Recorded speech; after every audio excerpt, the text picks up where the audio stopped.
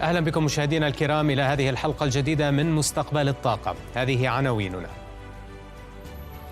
توجه متزايد لمراكز بيانات الذكاء الاصطناعي لتصبح جزر طاقة مستقلة.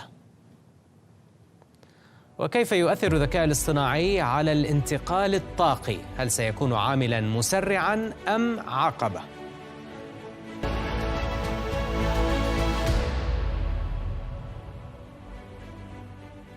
تنفق كبرى شركات التكنولوجيا مليارات الدولارات على إنشاء مراكز البيانات من أجل تطوير الذكاء الاصطناعي.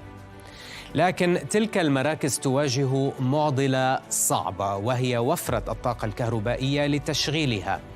تلك الشركات التكنولوجية خمس شركات تعمل على إنشاء 5 مرافق لمراكز البيانات ستدخل العمل العام القادم، وسيستهلك كل مرفق منها على الأقل 1 جيجا وات من الطاقة الكهربائية، وهو ما يعادل إنتاج محطة طاقة نووية.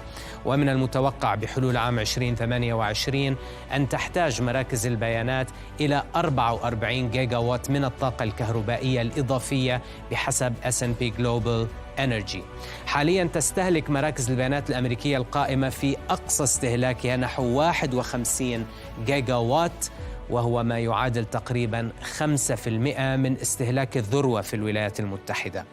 هذه الأرقام إلى جانب النمو المتوقع للطلب على الكهرباء من السيارات الكهربائية، من التبريد، من التدفئة، تشير إلى قفزة قوية في الطلب على الكهرباء في أمريكا في السنوات المقبلة.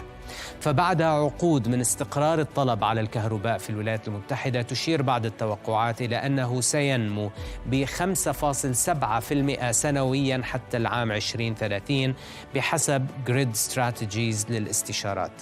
لكن المعضلة التي تواجه هذا النمو في الطلب هي أن قدرات توليد الكهرباء والبنى التحتية اللازمة لنقله محدودة، وعملية تشييدها صعبة وتستغرق زمناً طويلاً، الأمر الذي يدفع كبرى شركات التكنولوجيا لدق ناقوس الخطر حول شح توفر الطاقة مستقبلاً.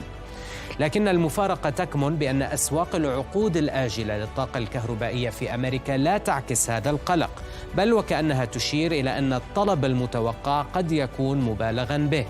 فمثلاً في أسواق العقود الآجلة للكهرباء في الولايات المتحدة أو في الولايات الأمريكية التي تقع في وسط الساحل الأطلنطي، والتي تشمل ولاية فرجينيا التي تحتضن أكبر تركز جغرافي لمراكز البيانات في العالم، تشير الأسعار الآجلة لعقود عام 2030 هناك إلى ارتفاع بسيط مقارنة بأسعار عقود عام 2026، حتى أن الأسعار المستقبلية بعيدة الأجل في ولاية تكساس تقل عن أسعار عقود السنوات قصيرة الأجل هناك، بالرغم من أن التوقعات الأخيرة تشير إلى أن تكساس والمناطق المحيطة بها ستحتاج إلى 77 جيجا وات من الطاقة الكهربائية لتزويد مراكز البيانات فيها بحلول عام 2030، أي بزيادة تفوق 160% عن التوقعات السابقة الصادرة عام 2024 العام الماضي. فكيف يمكن تفسير هذه المفارقة؟ توقعات بنمو هائل في الطلب على الكهرباء مستقبلا من قبل مراكز بيانات الذكاء الاصطناعي، ولكن في المقابل أسعار العقود الآجلة للكهرباء لا تعكس هذه التوقعات. هناك عدة تفسيرات. أولاً، متداولو العقود الآجلة للكهرباء قد يظنون بأن الطلب المتوقع لن يتحقق بسبب القيود على تراخيص البناء والنقص في المعدات والأجهزة الضرورية. تفسير ثاني هو أن المتداولين يتوقعون بأن الحكومات الفيدرالية أو المحلية الأمريكية ستتدخل لعدم السماح بارتفاع أسعار الكهرباء بشكل حاد، وذلك بهدف حماية المواطنين. سبب ثالث قد يكون خلف توقعات المتداولين بأن أسعار الكهرباء مستقبلاً لن ترتفع كثيراً، هو أنهم يتوقعون بأن رقائق الذكاء الاصطناعي في مراكز البيانات ستصبح أكثر كفاءة في استهلاكها للطاقة مستقبلاً. أما التفسير الرابع لهذه الظاهرة هو أن هناك توجه متزايد لمراكز البيانات القادمة بأنها تزود نفسها هي بالطاقة من خلال عقود شراء طاقة مباشرة من منتجين مستقلين عبر حلول إنتاج مشيدة في الموقع on site. وبالتالي هذا الأمر لن ينعكس على أسعار العقود الآجلة للكهرباء في الأسواق، مستغلين حلولاً مثل توربينات الغاز ومحطات نووية معيارية صغيرة أو محطات لاستغلال الطاقة الحرارية الجوفية، ما قد يعني بأن عدداً متزايداً من مراكز البيانات مستقبلاً قد تختار أن تكون غير مرتبطة بالشبكة الكهربائية لتصبح تلك المراكز أشبه بجزر طاقة مستقلة، وهو الخيار الذي قد يكون أكثر موثوقية بالنسبة لمراكز البيانات، ولربما الخيار أقل كلفة أيضاً على فواتير الكهرباء المنزلية للمواطنين.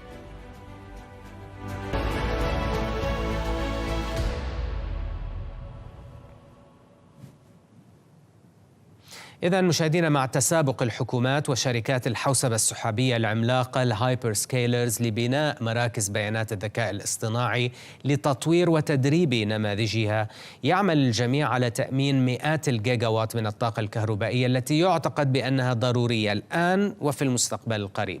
وكل ذلك يطرح الأسئلة التالية: كيف سيؤثر الذكاء الاصطناعي على الطلب على الكهرباء؟ وكيف ستتعامل الدول مع توفير الكهرباء للذكاء الاصطناعي؟ لقد عقدت شركة انرجي انتليجنس خلال هذا العام جلسات مائدة مستديرة في كل من واشنطن وسنغافورة لمناقشة الذكاء الاصطناعي والطاقة بمشاركة العديد من الأطراف المعنية من الحكومات والأوساط الأكاديمية والقطاع المالي. وقد هدفت هذه الجلسات إلى تسليط الضوء على بعض هذه الأسئلة الرئيسية. ولإلقاء الضوء على نتائج هذه المناقشات استضفنا مايكل كولينز مدير أبحاث انتقال الطاقة في انرجي انتليجنس، وبدأت بسؤاله: إلى أي درجة سيقود الذكاء الاصطناعي نمو الطلب على الكهرباء عالمياً على المدى المتوسط والبعيد؟ لنتابع. Well, I think this is the prevailing narrative that AI will lead to an explosion of electricity demand and 24/7 at that. But really, when we scratch the surface of some of those assumptions, I think we see that it's a little more nuanced than we think. Yes, AI will lead to an explosion in power demand to an extent. There's certainly going to be growth in the short term. Most projections look to there being around 1,000 to 1,200 terawatt hours of power demand for AI by about 2035. But beyond that, it's much more uncertain. And of course, that's just at a global level as well. Once we sort of dig into the different regions, we see that it's really quite uneven. And then actually going a bit beyond just those sort of high-level figures, we see that there's quite a lot of uncertainty around some of the assumptions here around AI's demand growth. How much will efficiencies around hardware and software, how much will load shifting really start to sort of weigh down on those demand growth expectations? And how will some of the challenges around supplying electricity for AI actually ultimately constrain some of that demand as well? Well, despite all the AI hype, maybe it's wise to remind our viewers, Michael, that AI will not be the leading factor in electricity growth demand over the coming years. It might not even be in the second or even third place. It's just one part of the power growth story, a significant one, but nevertheless far from the biggest. Would you kindly elaborate? Well, I think that's right. There's a lot of hype around AI at the moment, isn't there? And that's perhaps leading us to over-fixate on it as a part of that electricity demand story. Fundamentally, we're electrifying the global economy. So we always expected electricity demand to be going up. And actually, when we step back and look at the main drivers of that demand growth, actually it's things like EVs, air conditioners, even just plain old economic growth. It's not really AI, and even AI itself is only really a subset of data center demand, and very often they're sort of conflated together, and so people talk about data center demand growth. That's not quite the same thing as AI demand growth. AI is a part of what data centers do, but not the whole thing. So really, when we step back, we see that there's actually just a relatively small part of the picture that is AI. Will demand for power for AI be concentrated in countries that are currently developing AI models, or would countries eventually adopting the AI in various its forms and applications also consume comparable amounts of electricity as well?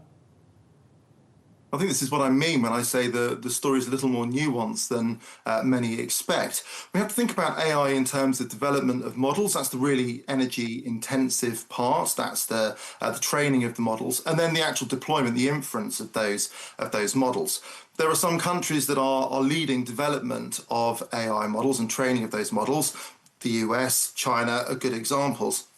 But we shouldn't assume that development and that training has to take place in those countries, because fundamentally those processes are movable. They're flexible. They could take place elsewhere. So we shouldn't assume that if a US company wants to train a new model, they're necessarily going to do it in the US. They might want to do it somewhere else where power is cheaper, where data is more available, where regulations are different. There's a whole host of reasons that they might want to do it elsewhere.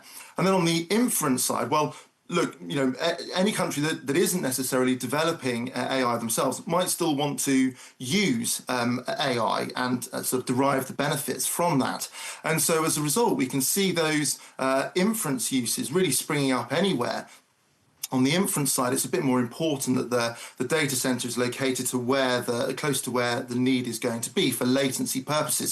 So you will again see this sort of proliferation of AI uses globally. So I think, in other words, it's going to be a little bit more of a complicated picture than we can see at the moment. But we should expect AI demand to crop up all over the world. سنتوقف الآن مع فاصل قصير. مشاهدين نتابع من بعد في مستقبل الطاقة. ماذا يعني الذكاء الاصطناعي لقطاع النفط والغاز؟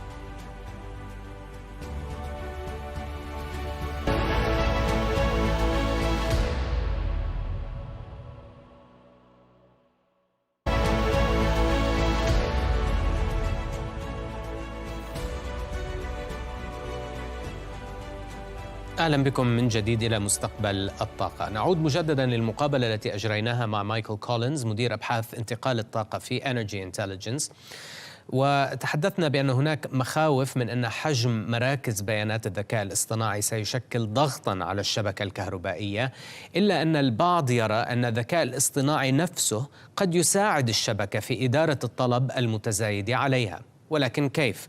لنستمع إلى الإجابة. I think we need to think about changing the narrative a little bit around data centers. Until now, we're increasingly sort of hearing of them in terms of creating a problem for power grids. They're an issue. This new demand is creating problems for power grids. But actually, I think increasingly we're seeing that conversation becoming a bit more sophisticated. And we're talking more about data centers as a means of helping grids.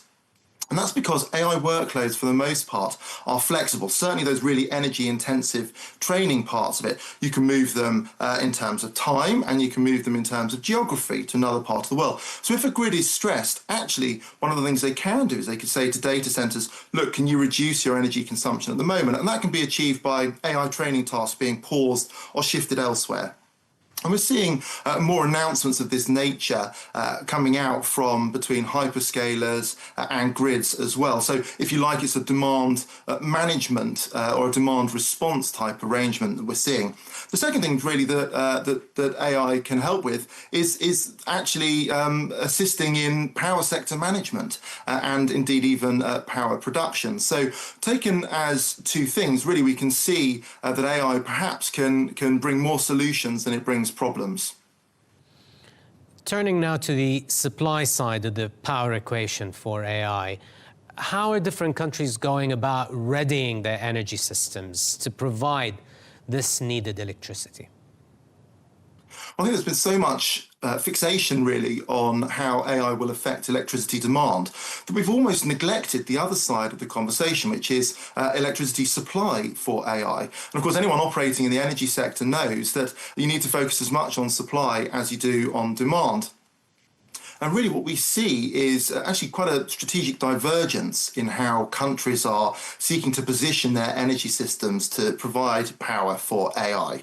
The US, until recently, was taking what might be described as an all-of-the-above approach, but under the Trump administration, clearly now is pivoting towards an approach that's centered on fossil fuels and in the future, nuclear too.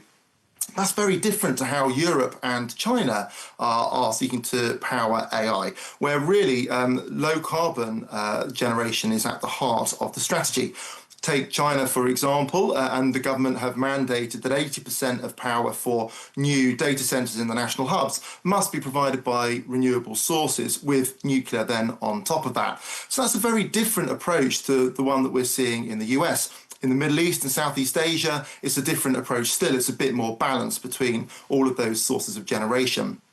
Why is that important? Well, we think that that's going to affect the development of AI ecosystems in each of those regions and those countries. In other words, energy supply is as important to the conversation around AI as the effects of AI on electricity demand.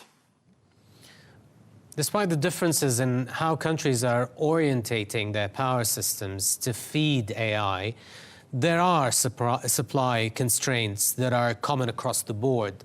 What are the most important ones that need to be navigated somehow? Well, we heard this time and again when we were hosting our roundtables with experts, industry, government, and so on. They're all saying the same thing. The first is that these constraints are very real. If we look, for example, at gas generation, well, there's a real backlog on orders for gas turbines. We were hearing these are stretching now into the middle of the 2030s. That's a real constraint that will weigh against that high demand scenario. Similarly, permitting and grid connections, there are some real backlogs here that are very difficult to overcome. We watch very closely the efforts, for example, of the Trump administration to come to terms with some of those and seek to overcome them. But other factors that we've heard about, well, local opposition, at least in some parts of the world, is clearly a growing factor around the development of large-scale data centers, and we watch very closely as well how that plays out. But also things like shortages of skilled workers. These aren't easy projects to deliver in a short time frame. And of course, while there's this urgency, this almost a race around the development of AI, so all of those skills are in fairly short supply globally. Moving on to the point of what AI means for the oil and gas sector, we hear that some of the large oil and gas companies have been using AI for many years, but some would say adoption at scale is still slow. How would you characterize the relationship between the oil and gas industry and AI to date, and how might it develop in the years ahead? I think it's fair to say it has been fairly slow to date, or at least not as quick as it might have been.